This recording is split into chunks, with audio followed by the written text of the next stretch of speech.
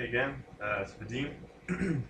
Well, I wanted to share something with you guys, and that is that both the people who do not believe in God, atheists, and uh, religious people,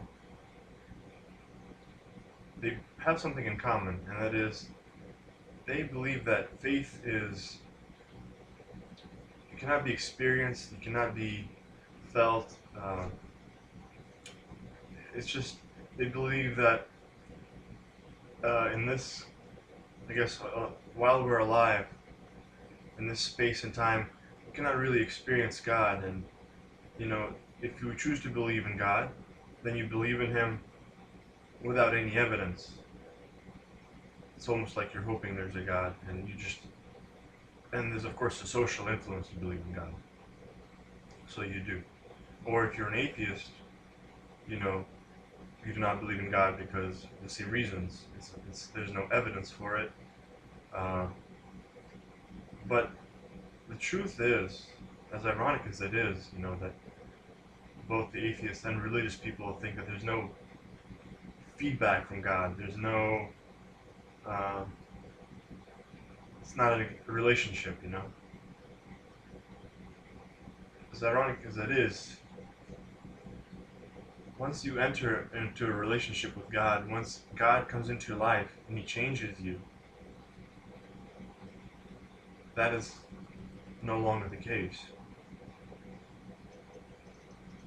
Because you pray and you feel God's presence. You ask Him and you see the results in your life. And the greatest proof of God is how He changes a person from somebody who is one way, and then he goes through this transformation after calling on God, and then that person is just completely different. He's no longer interested in the things he used to be. He's got different objections in life. It's quite an interesting thing if that happens to you. I hope that somebody, or all of the people watching this video, will be encouraged to call out on God and to experience Him for themselves, because the faith that remains is no longer a struggle to believe in God. It's not a struggle to waking up in the morning and say, I'm going to continue believing in God. It's not that. You struggle against things that oppose God, things that are sinful. Okay? There is that element of struggle, but it's against unholiness, against just being perverted by society and by how people think, about not conforming to what the standards are laid down by the media and by these outlets, religious or whatever. Because our standards come from God directly, and we receive those directions when we spend time in God's presence. So religious people don't understand that, because they believe that it is by obedience to the structured way of life, through attending their meetings and their fellowships, and that is in itself, to them, I guess, is the essence of being spiritual. But that's just not true. It's really amazing if you think about it, because you just have to be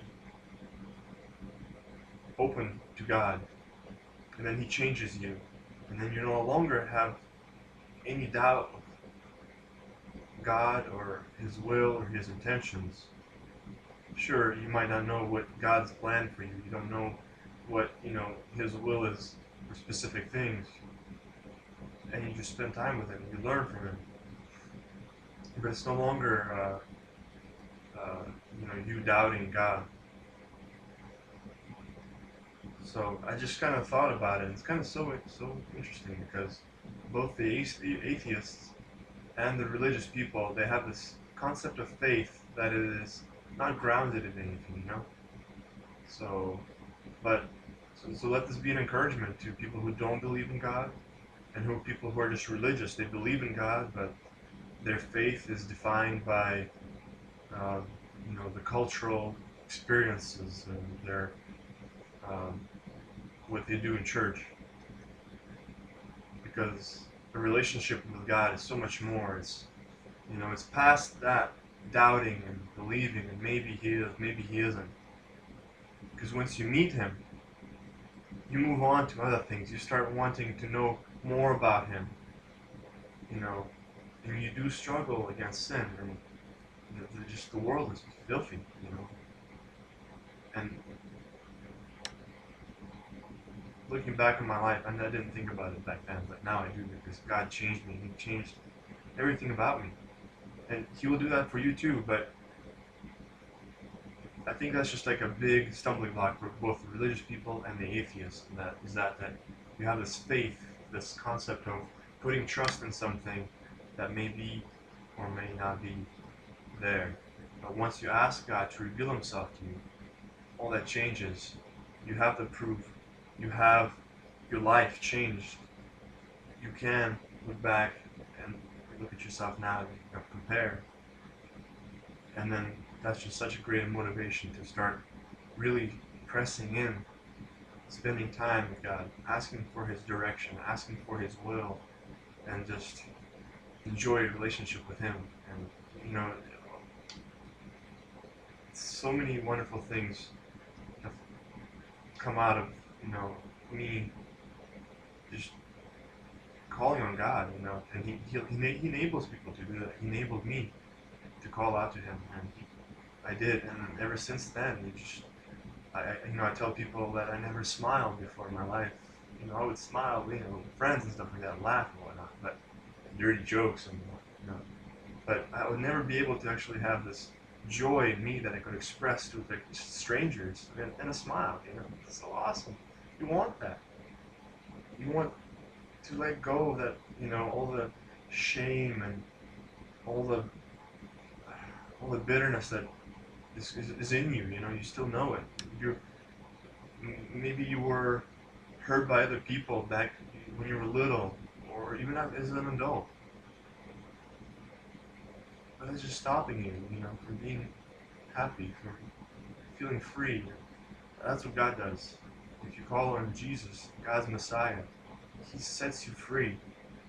And it's just an amazing thing. I want to share that with people because of what it did in my life, what God did in my life. So I figured, what better way to share God? God is love, and it's so amazing. Well, that's pretty much all I wanted to say. So have a good day.